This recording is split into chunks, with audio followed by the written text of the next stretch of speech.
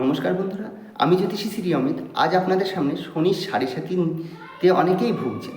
তাই শনির সাড়ে সাতির থেকে মুক্তি পাওয়ার জন্য আজকে সুন্দর দুটো টিপস বলবো। এই টিপস দুটো যদি আপনারা করতে পারেন, দেখবেন শনির সাড়ে সাতির থেকে অনেকটাই কিন্তু মুক্তি পাওয়ার একটা সম্ভাবনা আমি দেখতে পাই।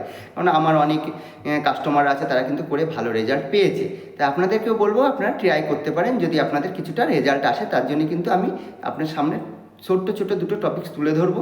যেমন শনিবার দিন কী করবেন, কোনো মন্দিরে কী করবেন, সন্ধ্যার সময় করবেন। এটা 7টা ব্লু কালারের মোমবাতি জ্বালিয়ে রাখবেন এবং কখনও শনি দেবতার সামনাসামনি থেকে নমস্কার করবেন না, সাইডের থেকে নমস্কার করবেন। এবং সাইডে বসে কিন্তু, সামনাসামনি বসে করবেন না, সাইডে বসে কিন্তু ওই মোমবাতিগুলো ধরাবেন। এটা পরপর 7টা শনিবার করুন।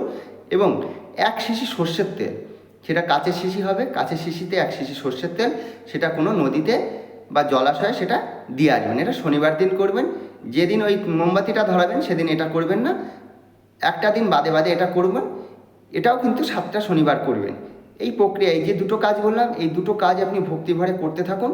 দেখবেন অবশ্যই আপনার শনিদেবের যে অশুভ প্রভাব, তার থেকে কিন্তু আপনি শুভ প্রভাবটা পাবেন। আপনার যে শনির সাড়ে সাতি চলছে, সেই সাড়ে সাতি থেকে কিন্তু আপনার মুক্তি পাওয়ার একটা সম্ভাবনা রয়েছে।